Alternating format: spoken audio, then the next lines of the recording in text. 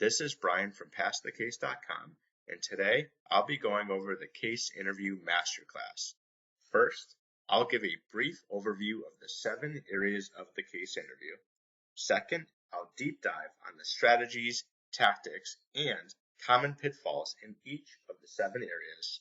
And third, we will then go through an interactive, full-length case interview where you will have the opportunity to practice as well as reflect on your performance. Now, we are using YouTube's new video functionality called YouTube Premiere. So this lets all of you and me experience this class at the same time. The benefit of this approach is that I'm always on and available to take real-time questions in the Q&A chat throughout the entire length of the class. So the moment you have any questions, feel free to ask right away. There is no need to wait until the very end. But if you do want to wait until the very end, that's fine as well. I will also be on for the last 15 minutes to answer any remaining questions. So with that said, let's get started on the first topic, which is a brief overview of the 7 areas of the case. Now, the case interview is really just a way for the firms and interviewers to assess your consulting skills across problem solving, critical thinking, driving to insights, creativity, and communication.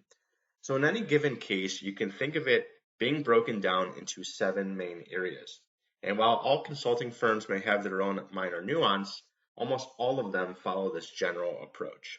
There's structure, also known as problem solving or laying out your approach. There's analysis or examining and uncovering the key issues or probing. The third is insights or finding the nuggets or getting to the so what. There's math or conducting quantitative analysis and reasoning. There's creativity, which is ideas or brainstorming. There's the recommendation, which is synthesizing and putting it all together, and then communication as well. So that's the general structure and flow to a case. And the key to case interview is really focusing on improving your skills in each of those 7 areas. And the best way to maximize your odds of case interview success is to focus on improving your skills in each of those areas and going from good to great. And so with that said, let's move on to the next topic where we are going to deep dive in each of these areas and discuss the strategies, the tactics, and the pitfalls to avoid to help you go from good to great.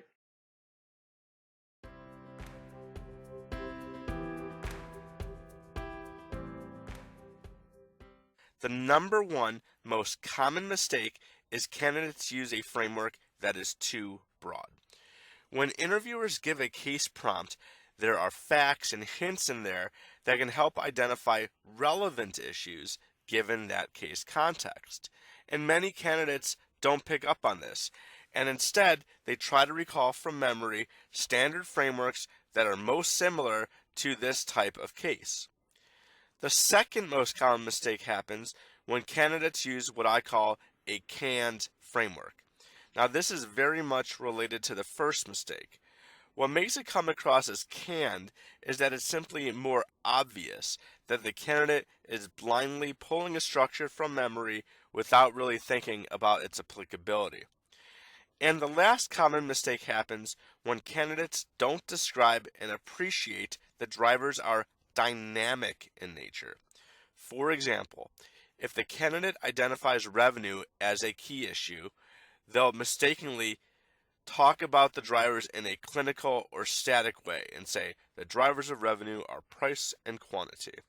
Now, while this is true, it's much better to put this in the context of the case. So, for example, if we know from the case facts that revenue has been declining, then we should talk about the drivers of revenue as dynamic. Namely, the revenue decline issue could be due to a change in price or a change in quantity. Now let's talk about the 3 strategies on how to craft a great case structure. And hang tight because we will go into great detail on each of these strategies in the following slides. So first, you need to have a deep understanding of the question and make sure that you understand the case context thoroughly. Second, you need to make sure you're identifying those key issues, what I call the first level issues.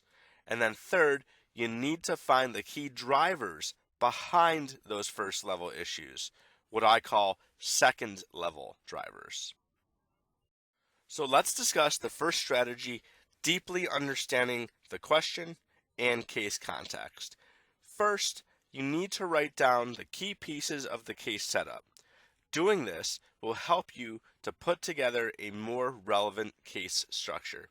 Second, you should jot down the questions and underline the key words. It's very important that you actually write out these key questions because it helps you contextualize everything and not get lost in the weeds later on in the case. This is very important.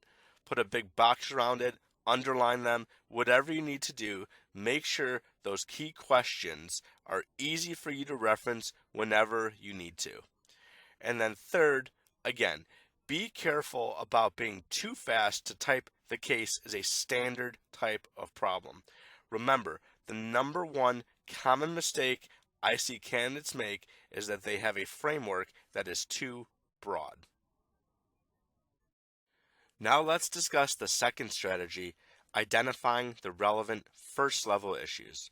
First, you need to spend time actually thinking about the problem at hand. Lots of people use the time trying to recall from memory the standard framework that the setup is most similar to.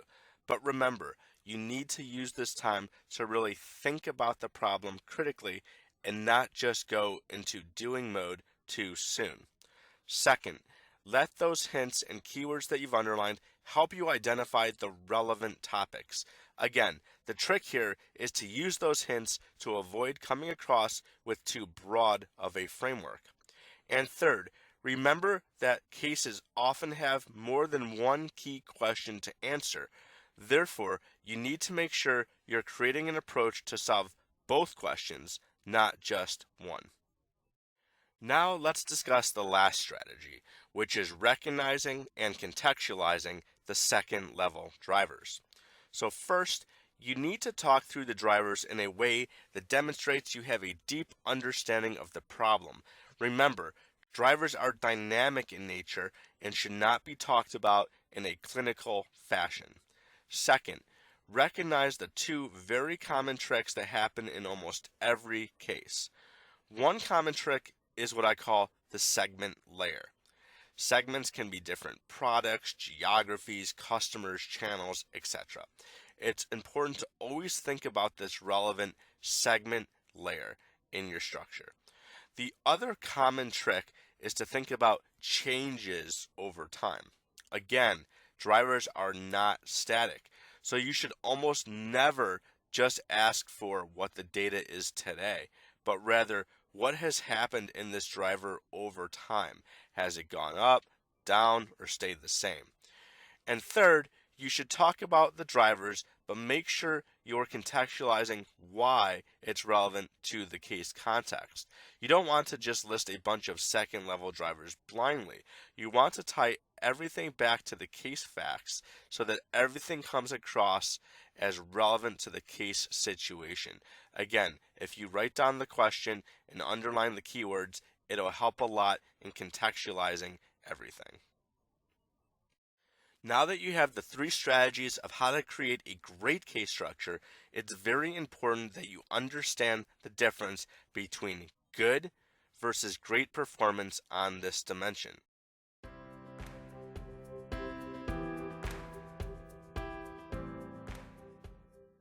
I've found that candidates typically make three types of mistakes in the examining and uncovering part of the case.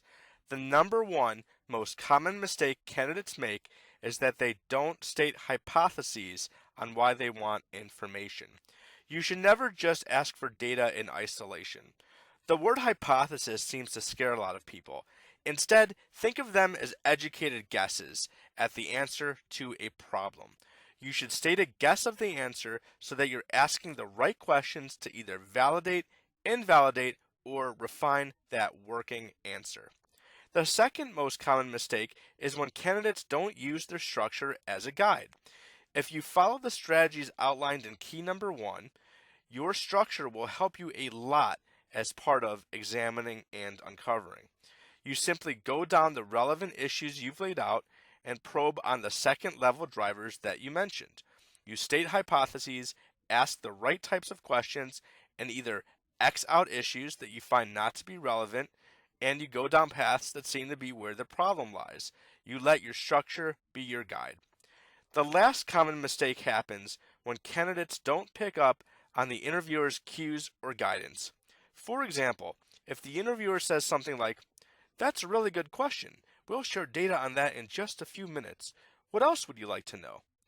That's a cue to you that you may have very well hit on one of the key nuggets, and the interviewer needs to make sure you're asking the right questions to X out and at least explore and rule out other areas on your issue tree that you laid out in your structure. Now let's talk about the 3 strategies on how to be great at examining and uncovering. And hang tight because we're going to go into great detail on each of these strategies in the next slides. First, you need to always keep in mind the key case question or questions you're solving for. It's very easy to lose sight of this, and if you don't have it written down and starred or double underlined, you might lose sight of it. Second, you need to have a hypothesis-driven approach throughout. You need to know the reason why you're asking for data and asking the interviewer questions. Remember, you're trying to validate, invalidate, or refine that educated guess of the answer. And third, you need to adopt what I call an ownership mentality. This is your problem to solve. It's not the case interviewer's problem. And when you adopt that ownership mindset, that will help you be hypothesis driven throughout. So let's discuss the first strategy. Always keep in mind the case question or questions you're trying to solve. First, you need to be oriented around those key questions that you're seeking to answer. Again, write it down, double underline it, circle it. It sounds simple, but many candidates do not do this and they forget the original questions when they're down in the weeds. It's easy to do, so don't make that mistake. Second, remember that your structure can and should be used as a guide for your line of questioning. Your structure can basically be thought of as an issue tree, and you are exploring all the key branches or issues of that tree. And third, again, sorry to harp on this, but do not forget to write down those questions. I've seen this problem time and time again. There's a lot of information that's uncovered in the case, and the original case questions oftentimes get lost. Don't let this common mistake happen to you. Now let's discuss the second strategy, which is being hypothesis driven and know why you're asking each question. First, remember that hypotheses are just educated guesses at the answer. When you ask for data, you should lead with stating a hypothesis and providing the rationale for why you want to know certain information. Again, having those key questions written out or in the back of your mind will help you do this. Second, remember to listen for the interviewer's hints and guidance. If it appears that you've hit on something important early on in the case, again, the interviewer will still want to make sure you know to ask the right questions and rule out other issues at play. And third, remember to use your structure as a guide. X out those issues that appear to be dead ends or irrelevant. And remember, you need to think like an investigator as if you were solving an important murder case. Now let's discuss the last strategy, which is realizing that this is your problem to solve, not the case interviewer's problem. First, realize that your chair in the interview room is actually the driver's seat. You should have this literal mindset because it'll help demonstrate greater enthusiasm and provide greater mental energy towards solving the problem. Second, keep tabs on your timing. The case interview goes quite fast, and there is only so much time for the interviewer to cover all 7 keys with you. Therefore, make sure you're being hypothesis driven so that you're asking questions with purpose. When you do this, you'll save a lot of time in your line of questioning. Third, if you don't understand something or you need clarification, do not be afraid to ask. Many people make the mistake of pretending they understand something in the hope of displaying confidence, but it comes back to bite them because they didn't really understand what they were told. Again, don't be afraid to ask for clarifications. Now that you have the three strategies of how to be great at examining and uncovering, it's very important that you understand the difference between good versus great in examining and uncovering.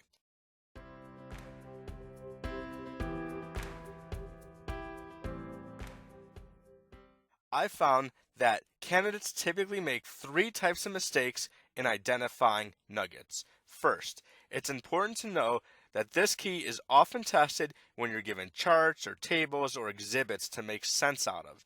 And so the number one most common mistake is when candidates just read off the slide or exhibit. Now, it's fine to read off what you're seeing to digest the information. It's fine to think out loud. However, the mistake is when candidates stop short and they don't take that extra step of putting it all together and identifying the key nuggets or getting to the so what or what matters.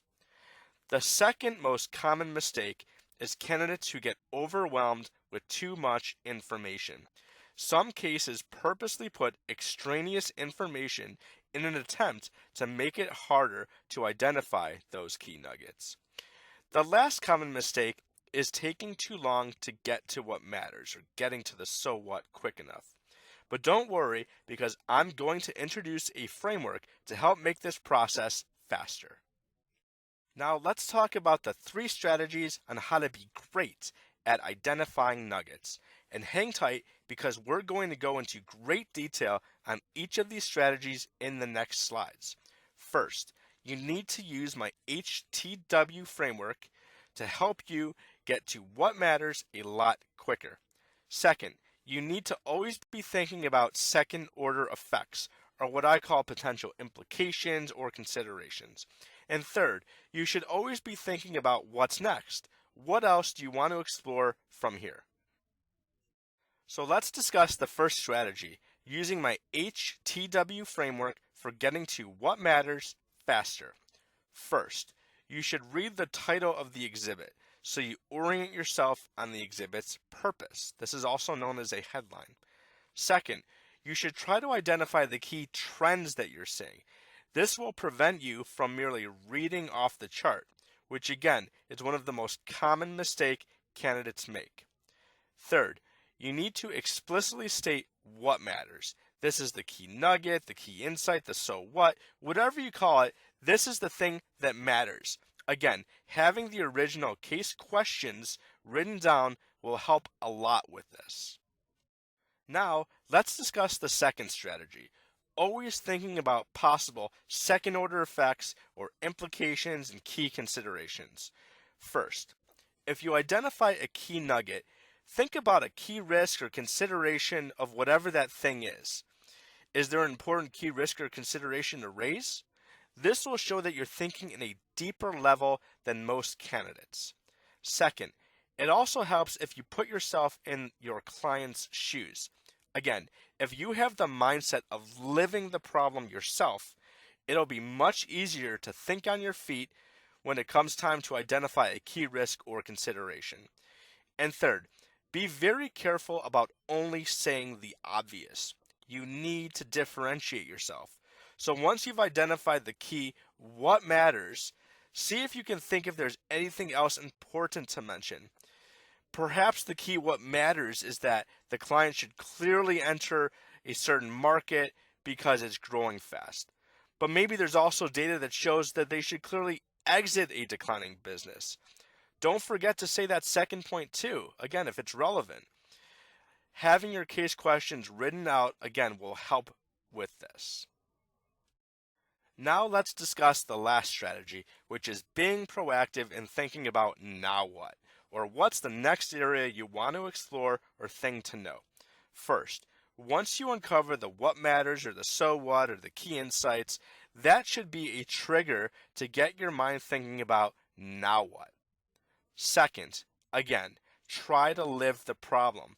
If the case protagonist is the CEO, then adopt the mindset of the CEO as best you can. Remember, this is your problem to solve, not the case interviewer's. So what else do you want to know if you are in fact living the problem? And third, don't rely on the interviewer to be the one to guide you to the now what. Remember, if you've identified what matters, it is up to you to drive to where you want to go next. What's next area you want to know more about? Now that you have the 3 strategies of how to be great at identifying nuggets, it's very important that you understand the difference between good versus great performance in this dimension.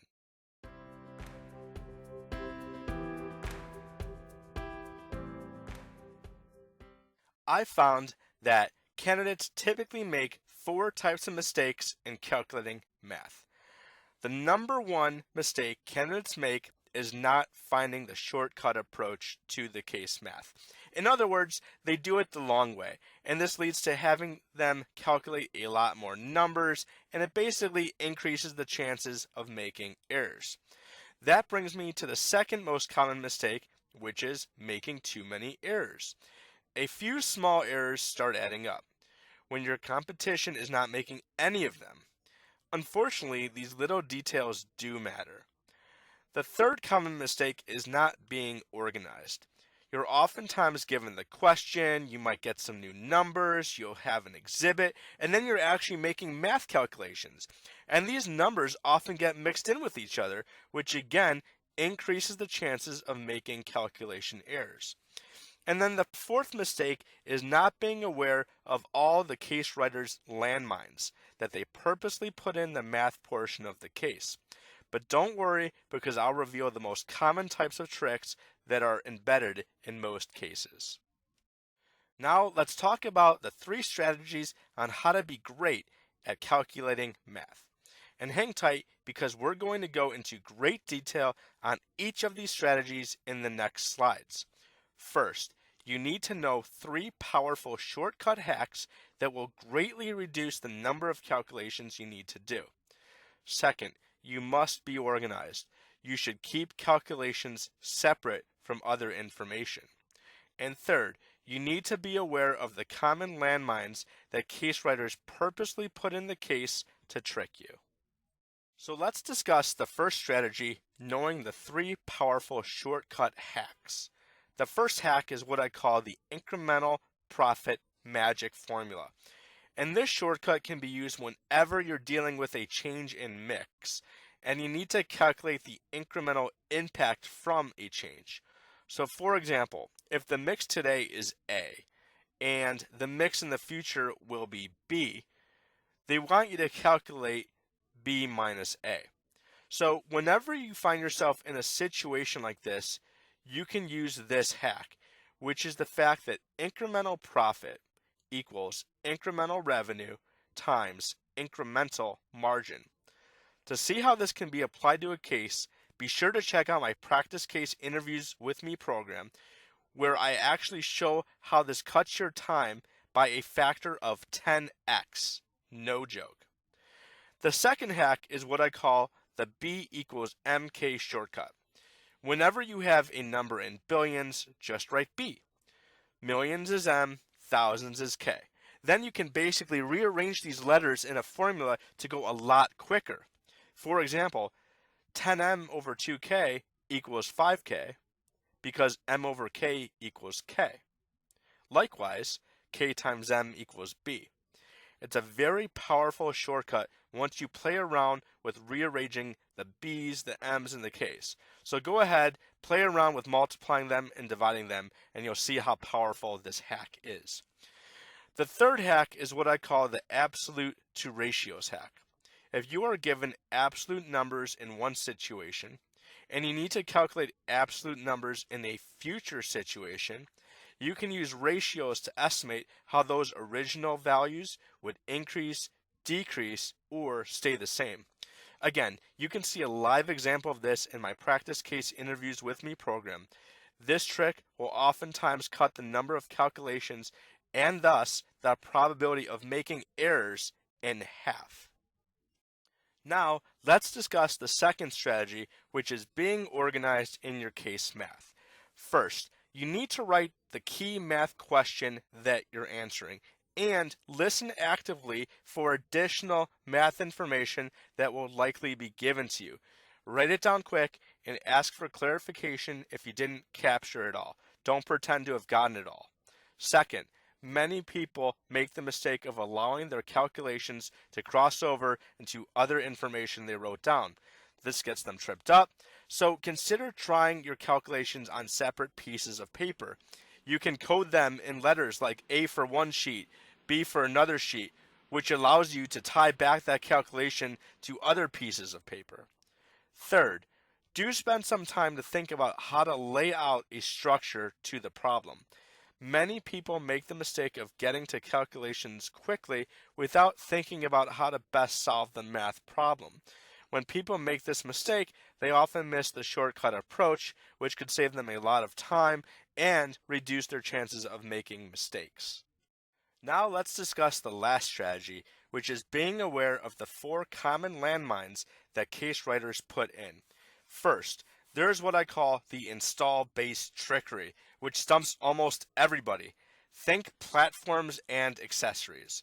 If you're in the business of creating an accessory like a third-party controller for a certain kind of platform, like a Nintendo gaming system, then you need to know the install base of all the Nintendo gaming systems out there, not just the Nintendo system sales in the last year only.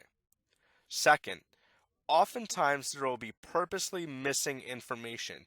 You might need to ask for price or cost to start up a business. Again, this differs by case, but know that there's information that you sometimes need to know to ask for. Third, sometimes information needs to be de-averaged. This is another way of simply saying broken down further. For example, if you know there is a basic and a premium segment in the market, and the case interviewer gives you an average cost, then you should know to ask or explore if the cost is different by these 2 segments. And last, you need to always be thinking about how to contextualize the answer you calculate. For example, if you calculate the return on investment percentage, you should determine if that's a good outcome or a bad outcome given the case context and why you think that. So now that you have the 3 strategies of how to be great at calculating math, it's very important that you understand the difference between good versus great performance on this dimension.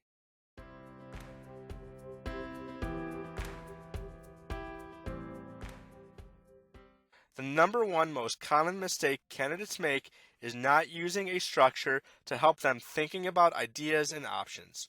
It's hard to think on your feet and generate multiple ideas when you don't give yourself a framework for doing so. The second most common mistake is stopping short at just a few ideas. You need to differentiate yourself by having more relevant ideas. And the last common mistake is not highlighting some important key trade-offs or implications if you mention an idea. You don't want to just throw out an idea without having any considerations or thoughts about it. Now, let's talk about the 3 strategies on how to be great at generating ideas. And hang tight because we're going to go into a lot of detail on each of these strategies in the next slides. First, you need to use a relevant structure to help you generate ideas. Second, you need to realize that you often have to have a handful of ideas. Don't just stop at 1 or 2. And third, you need to think about the trade-offs, the considerations, or the key implications of an idea. So let's discuss the first strategy, using a relevant structure to help you generate ideas.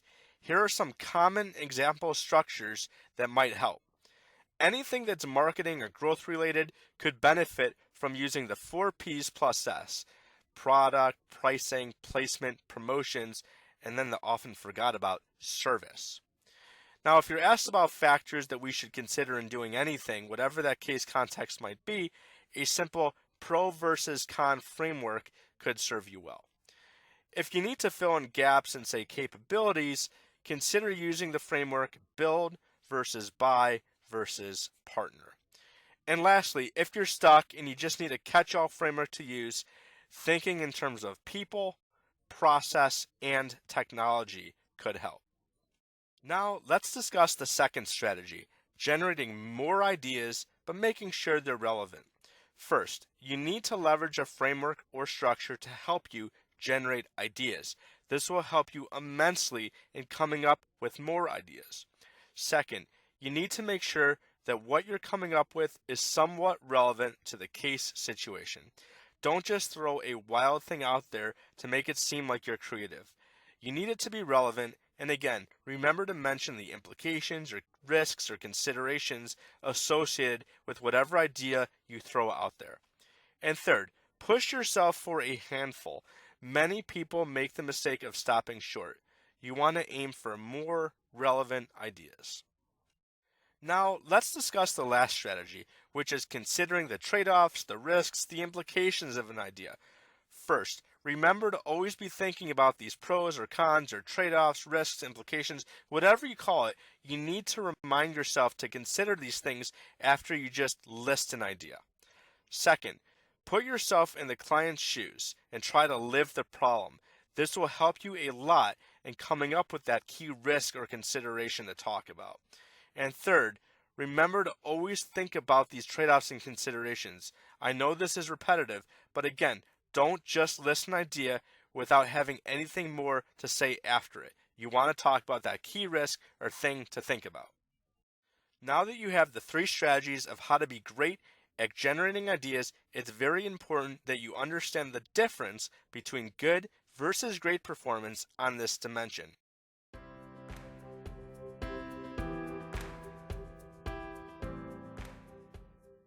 I found that candidates typically make three types of mistakes in delivering a recommendation. The number one most common mistake is not being structured. The second common mistake is that they take too long to deliver it and they're too wordy. And then the last common mistake is when they make a recommendation or recap findings, but it's not comprehensive in nature. Now let's talk about the RAN framework to help you deliver a great recommendation. First, you want to recap the question or questions from the client. And remember, you wrote these down as part of your structure. Next, you want to answer the question. You'll pull out those what matters or those so whats from the nuggets part of the case. You'll also add in any contextualized math answers that you calculated from the math part of the case. And last, you'll identify next steps. You'll do this by pulling in key options or ideas that you generated from the ideas part of the case. And you'll conclude with those key trade-offs and considerations or next steps, also known as the now what, that you want to have the team explore next. And what you see here is that there's actually little new thinking involved. It's really just summarizing all the parts of the case together in this organized structure. And you will have a significant advantage if you use this framework and see how the different parts of the case fit into it. Now that you know how to deliver a great recommendation, it's very important that you understand the difference between a good versus great performance on this dimension.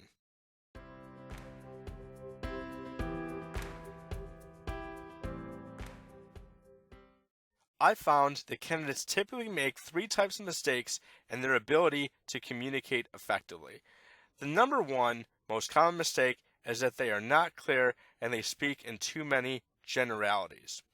The second most common mistake is that candidates are not concise and they're too wordy in their responses. And the third mistake is just not being confident, and this can show up in one's voice and body language. So the way to communicate effectively in your case interview is to always speak in 3 C's. Speak clearly, speak concisely, and speak with confidence. To speak clearly, you'll want to slow down and try to mirror the pace of the case interviewer. And make sure you pause, slow down, check for understanding when appropriate. To speak concisely, you can leverage structures to help get to the point quicker. Also, be cognizant of your time, as the case does go by quite fast. Lastly, to be confident, you need to have a positive mindset going in. Be yourself, be authentic, have enthusiasm for solving the case. Instead of viewing the interview as a burden, see it as a privilege that you get this chance to interview. Now that you know to speak in three C's, it's very important that you understand the difference between good versus great communication.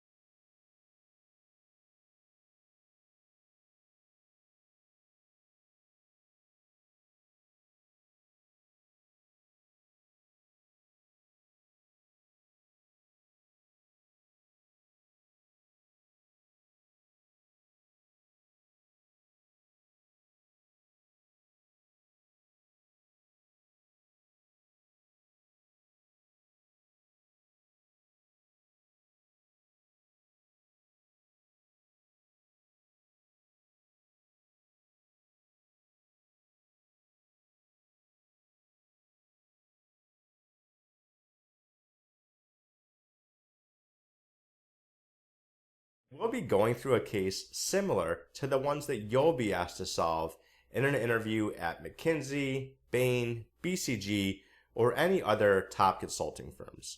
Now, I will interrupt from time to time to share my feedback, so let's get started. Okay, well, that's all my questions with regard to your background. There will be a bit of time at the end if you have any questions for me as well, but I thought it would be good to go into a case at this stage and try to solve a business problem. So let me start off by giving you an overview of the client and the problem at hand. So our client is the new vice president of an internet software company that sells in a software as a service model. So they sell web experimentation software that lets clients conduct tests on their websites to see what works and what doesn't.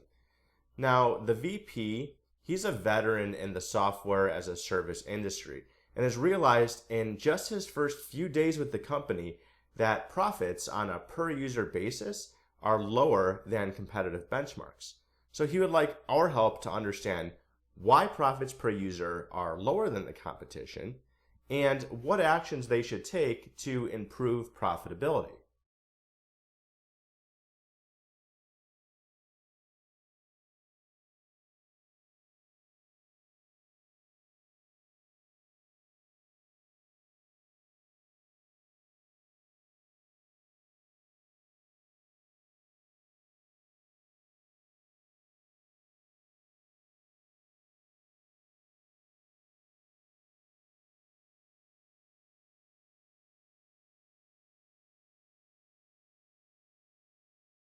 Sounds good.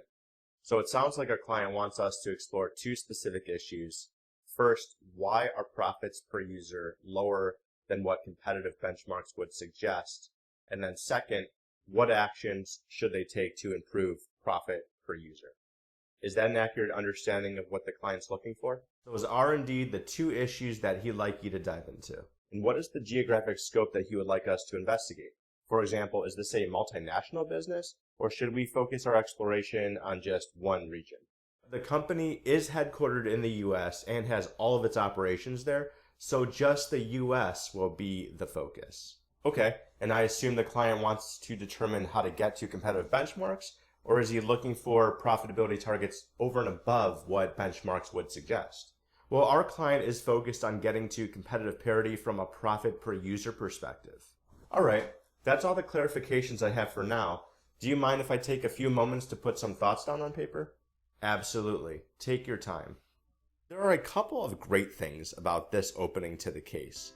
First, you'll notice how the candidate has done a great job to clarify the specifics of the problem. So he's not just determined that the client wants to improve profitability, but specifically wants to understand why profits per user are lower than competitive benchmarks. Second, notice how right off the bat, he's asking relevant, clarifying questions.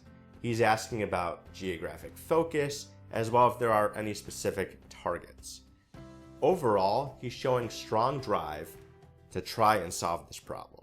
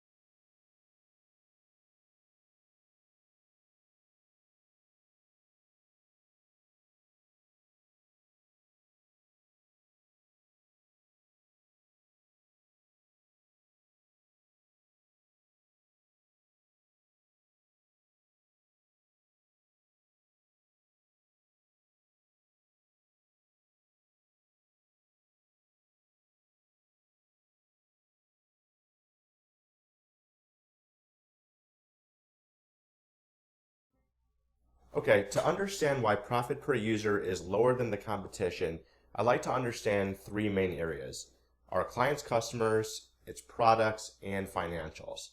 I then like to understand kind of how these areas compare to that of the competition. Then once I have a fuller understanding, I'd recommend potential actions our client could take to improve profit per user, and this may include changing our pricing, lowering our costs, or moving to a more profitable product mix. So starting with the company, I'd like to learn more about our customers. Specifically, what are our types of customers and how do we segment them? I'd also want to understand how do their needs differ. Next, I'd like to learn more about our product portfolio. So what types of products do we sell and what's our product mix? Perhaps we're selling too much of lower profit products, which is lowering our profit per user as compared to competitive benchmarks. And then next, I'd like to dive deeper into our clients' financials.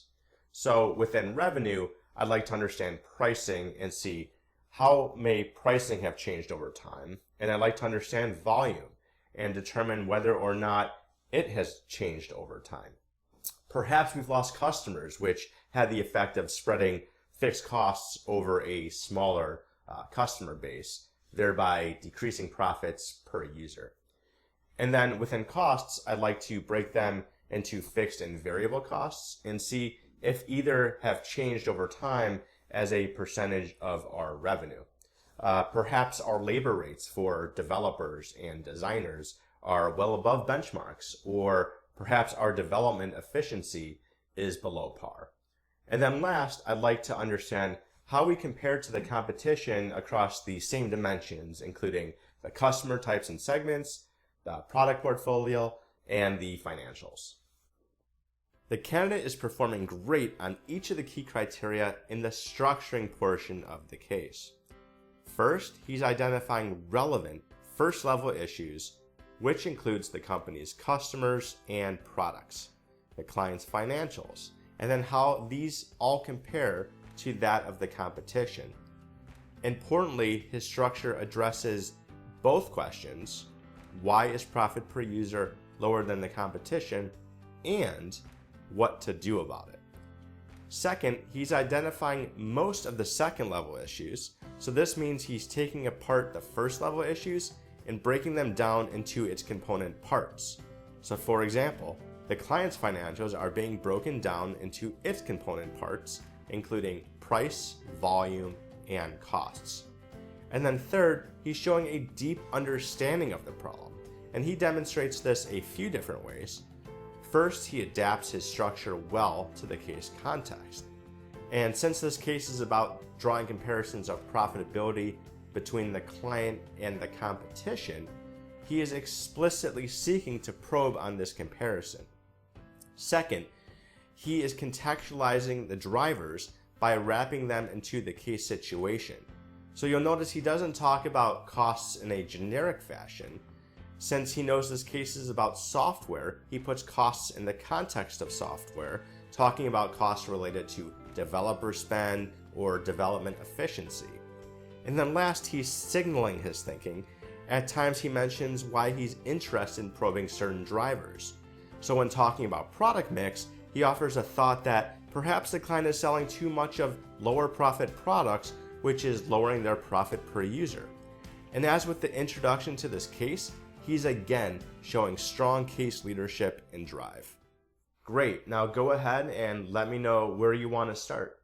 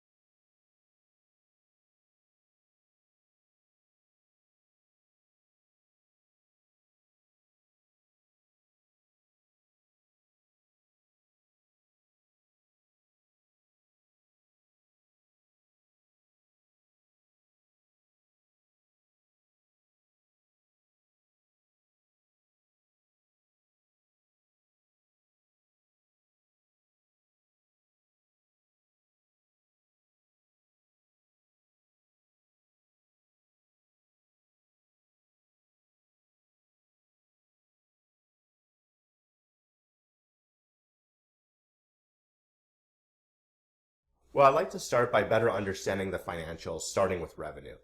Specifically, how has our pricing changed over time, and how do our prices compare to the competition? Perhaps we've decreased prices compared to the competition, which has effectively lowered our relative profit on a per user basis. Well, we do know that the client's prices haven't changed, and we can share pricing for our client and the competition in a later exhibit. Okay, it sounds like price changes may not be a factor. I'd like to then dive into the cost side. So within costs, have either our fixed or variable costs changed over time as a percentage of revenue? I'd like to understand how this compares to the competition. And I'd also like to understand if our customer volumes have either increased or decreased over time, because perhaps we've lost customers, which lowers profit per user, since our fixed costs are now spread over a lower base of volume. Well, I can tell you that our fixed costs and variable costs are in fact in line with the competition. We also haven't seen any significant decreases in customer volumes. Gotcha. So it sounds like neither price changes nor cost changes, or not even volume changes, may be factors. So I'd like to switch gears and learn more about our customers and products. So starting with our customers, I'd like to know, who are the types of customers we sell to? how do we segment our customers, and how do needs differ by segment. And I'd also like to understand, how does this differ for the competition? Within customers, we sell to three primary types of customers: small businesses, medium businesses, and large enterprises. Now, we don't have specific information on needs, but we do know that the size of the business roughly correlates to their degree of marketing analytics sophistication. In terms of the competition, their customers and segments are in fact quite similar to ours. Gotcha. I'd like to then learn more about the product portfolio. What are the types of products we sell, our product mix, and how that compares to the competition?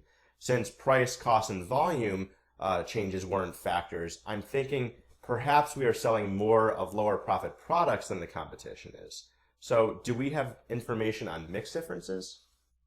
Well, we sell three different tiers of our product: standard, professional, and premium. And whereas our competitor has four tiers. We do have information about our client's product mix and our competitor's mix, and it is indeed different. So let's go ahead and review that information now. Again, the candidate is performing great on each of the key criteria in the examining and uncovering portion of the case, or the analysis piece. So first, he's often probing at the driver level, right? For example, he's not just asking about the products themselves, but is probing deeper on what the product mix is and how that may differ between the client and the competition. Second, he mostly states the reason behind asking for information. So for example, he mentions that the reason he wants to know more about mix is because since he had already ruled out price, cost, and volume changes as factors, mix differences could be an important factor. And since he explains that the client could be selling more of lower profit products than the competition, mix differences could in fact account for the client's lower profit per user on a relative basis. So again, the candidate is showing strong case leadership and drive and great energy to solve this problem. Here's the data that the client just provided. Take a moment to read through. What are your observations and takeaways?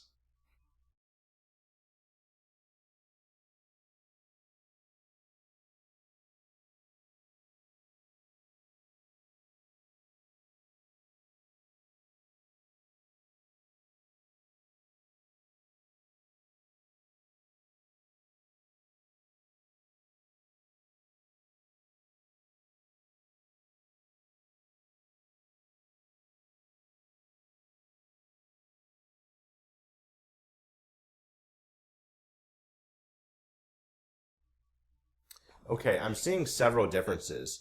For one, in the standard package, we are including advanced audience targeting, but the competition is not. And while in the professional package we are not offering advanced audience targeting, the competition is.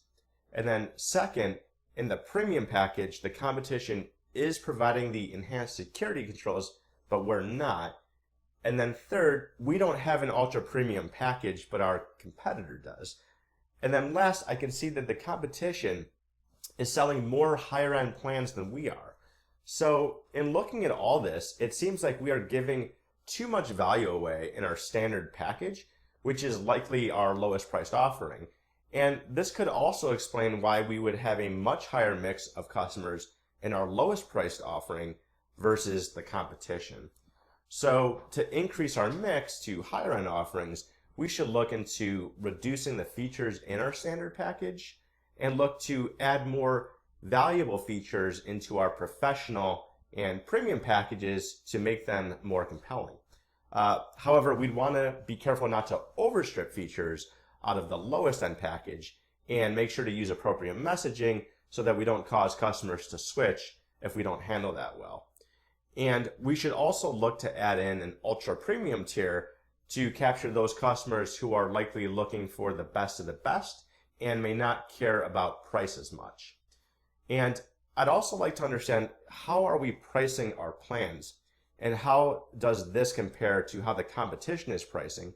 Because perhaps we are either overcharging or leaving too much money on the table. Another strong performance. The candidate is performing great on each of the key criteria in identifying the nuggets or the insights or the so what, right? So first, he's identifying most of the key insights here. While there is a lot of information to digest on the exhibit, he's able to pull out the two key nuggets. One, the client's likely giving away too much value in their lowest priced offering, which is explained by the high mix of users in that package. And then two, there's an opportunity to make higher end plans more compelling by shifting features from the lowest tier into the highest tier plans and offer more valuable features to them as well. Next, he's also thinking about implications. So when he suggests potentially reducing the features in the lowest tier package, he's careful to note the trade-off of potentially causing customer frustration and subsequent switching to a competitor, and even discusses how to mitigate it. And then third, he's proactive in thinking about what he wants to know next, right? Continuing to drive the thinking, specifically probing about price tier comparisons, since the client may be overpricing or underpricing versus the competition. We do in fact have information on pricing. The client has shared an exhibit with the following information. They'd like you to calculate the precise increase in average revenue per user in dollar terms if the client were able to match both the competitor's mix and pricing. And then once you've done that, they want you to estimate the percentage increase that represents.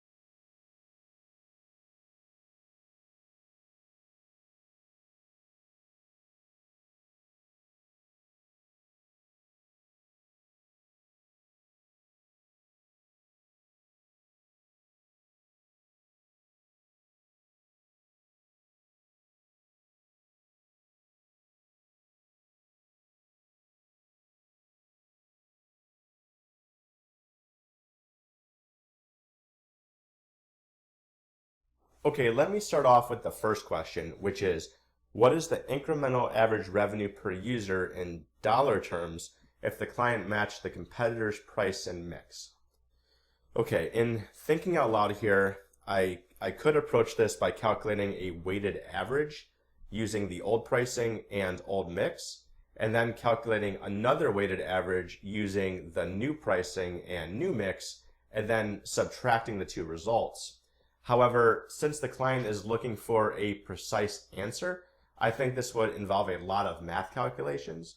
So I think a better approach to solve this problem is to break incremental average revenue per user into two components. So first, how many incremental users are on our new plan paying this new price? And second, how many old users are on our new plan paying an incremental price? And then I would just calculate these for each of the 4 plans and sum them all together.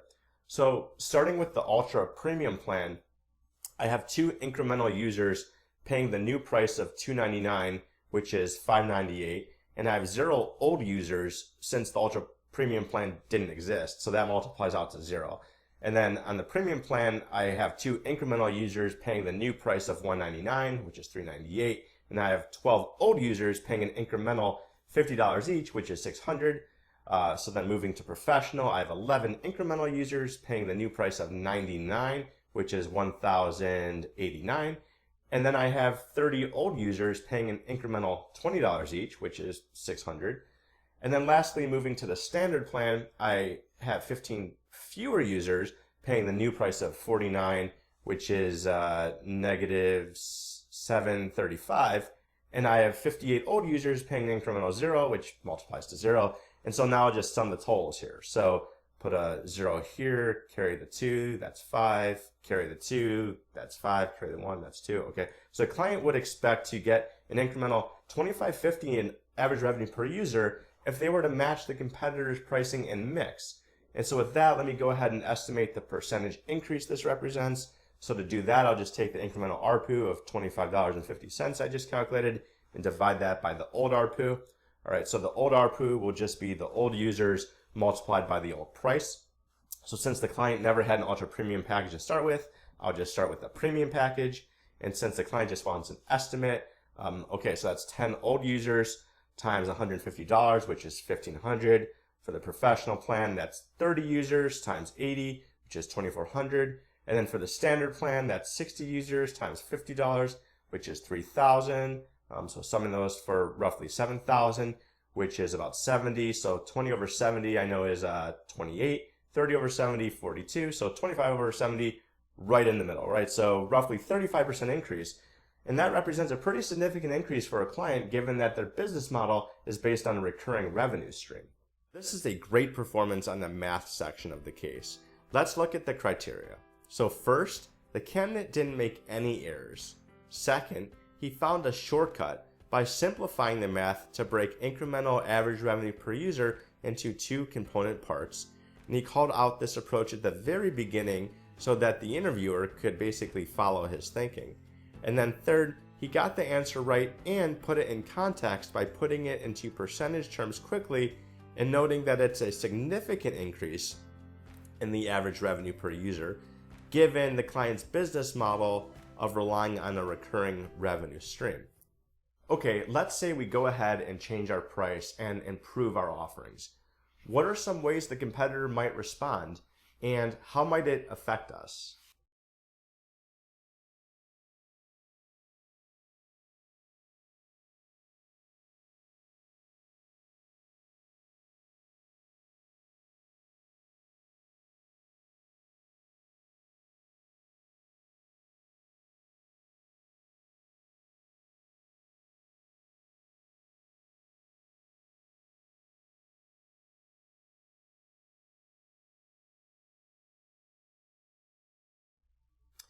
Okay, so I can think of 3 things. So first, the competitors may also lower their price, and so we might need to assess to see if it makes sense to match. But this could lead to a price war, and it might make better sense to add more value to our offerings or try to keep the price more or less the same. And then second, the competitor may increase their promotional spend to acquire new users or offer incentives to keep their existing customers. So we might want to think about switching incentives to get customers to move over to our product. And then third, the competitors may add new features to their product offering to basically try to make them more compelling. So we might want to think about what features we could add that customers would really value, and not just meet competitive parity per se, but also think about those that ideally would surprise and delight our customers. Perhaps features that automate experimentation or automate report generation. And then since we know that kind of the higher end packages correlate to those large enterprise customers, we may want to think about exploring adding in value added services like faster support or more dedicated account managers or other service oriented features, and determine how to operationalize them quickly. Again, a strong performance on the idea and creativity section of the case. Several relevant ideas are mentioned here. Assessing the price match due to competitor price changes, assessing switching incentives due to a competitor change in promotional activity, and adding in differentiated value due to competitor product changes. So first, these are all relevant ideas that were mentioned, some non-obvious, like adding in more service-oriented features like support or dedicated account reps, and not just packing in product features. Ideating on ways to surprise and delight users instead of just trying to match competitive feature parity. And then also considering trade-offs and other considerations throughout. So for example, when talking about the competitor potentially lowering their pricing, he points out that an assessment would need to be made on whether or not it makes sense to price match, since that move could potentially trigger a price war and a race to the bottom. So let's say the senior VP walks in and wants a quick overview of your findings and recommendations. What would you tell him?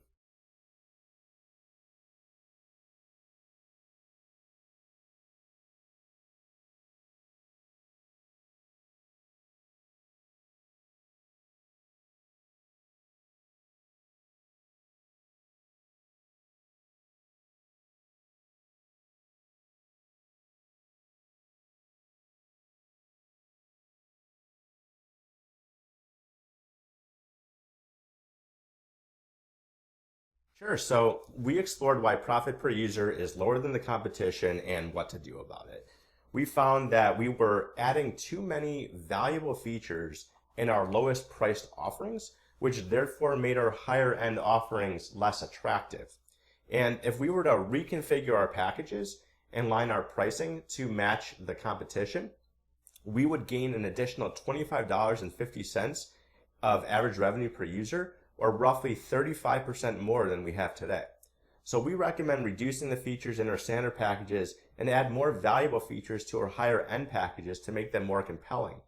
So this could include not only in-product features, but also service-oriented features, including things like enhanced support or more dedicated account reps where it makes sense. So as a next step, we should assess how competitors may respond to our changes, and this may include them making pricing, promotion, and product changes. We may also want to explore our own marketing spend and explore loyalty incentives to keep our customers from leaving our platform, since we are relying on a recurring revenue-based model. Closing out the case with a strong performance on the last section as well. So let's take a look at the criteria. He did a great job of succinctly recapping the question.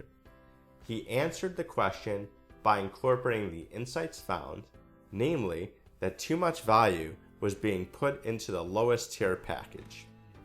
He puts the average revenue per user increase and percentage appropriately into his recommendation.